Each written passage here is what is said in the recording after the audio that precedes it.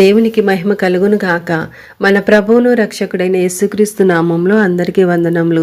ఈరోజు పరిశుద్ధ గ్రంథంలోని వాక్య పఠనము యెషయా గ్రంథము 54వ అధ్యాయము. గొడ్రాల పిల్లలు కనని దాన జయగీతమెత్తుము, ప్రసవ వేదన పడని దాన జయకీర్తనెత్తి ఆనందపడుము.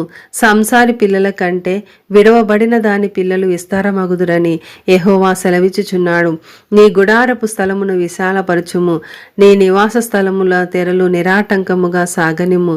నీ త్రాళ్లను పొడుగు చేయుము, నీ మేకులను దిగగొట్టుము. కుడివైపునకును ఎడమవైపునకును నీవు వ్యాపించదవు. నీ సంతానము అన్యజనముల దేశమును స్వాధీనపరచుకొనును, పాడైన పట్టణములను నివాస స్థలములుగా చేయును. భయపడకుము, నీవు సిగ్గుపడనక్కరలేదు. అవమానమును తలంచకుము, నీవు లజ్జపడనక్కరలేదు. నీవు నీ బాల్యకాలపు సిగ్గును మరచుదువు, నీ వైధవ్యపు నిందను ఇక మీదట జ్ఞాపకము చేసుకొనవు. నిన్ను సృష్టించిన వాడు నీకు భర్తయ్య ఉన్నాడు. సైన్యములకు అధిపతి యెహోవా అని ఆయనకు పేరు. ఇశ్రాయేలు యొక్క పరిశుద్ధ దేవుడు నీకు విమోచకుడు, సర్వలోకమునకు దేవుడని ఆయనకు పేరు. నీ దేవుడు ఈ మాట సెలవిచ్చుచున్నాడు.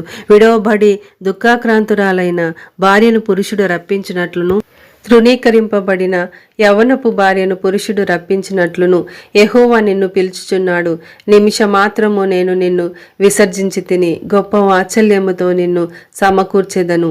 మహోద్రేకము కలిగి నిమిషమాత్రము నీకు విముఖుడనైతిని, నిత్యమైన కృపతో నీకు వాత్సల్యము చూపుదును అని నీ విమోచకుడగు యెహోవా సెలవిచ్చుచున్నాడు. నోవాహు కాలంన జల ప్రళయమును గూర్చి నేను చేసినట్లు చేయుదును.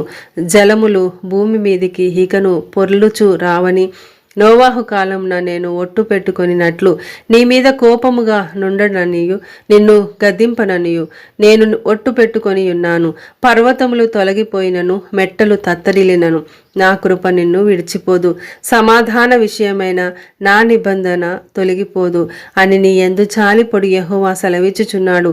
ప్రయాసపడి గాలివాన చేత కొట్టబడి ఆదరణ లేకయున్నదానా, నేను నీలాంజనములతో నీ కట్టడమును కట్టుదును, నీలములతో నీ పునాదులను వేయుదును, మాణిక్య మనులతో నీ కోట కొమ్ములను, సూర్యకాంతములతో నీ గుమ్మములను కట్టుదును, ప్రశస్తమైన రత్నములతో నీకు సరిహద్దులు ఏర్పరచుదును.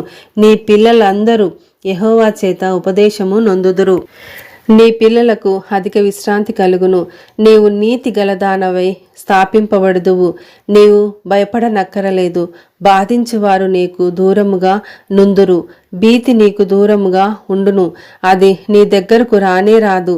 జనులు గుంపు కూడినను వారు నా వలన కూడరు. నీకు విరోధముగా గుంపు కూడువారు నీ పక్షపు వారగుదురు. ఆలకించుము, నిప్పులూది తన వృత్తికి తగినట్టుగా పనిముట్టు చేయు కమ్మరిని సృజించువాడను నేనే. నాశనము చేయుటకై పాడు చేయువాన్ని సృజించువాడను నేనే.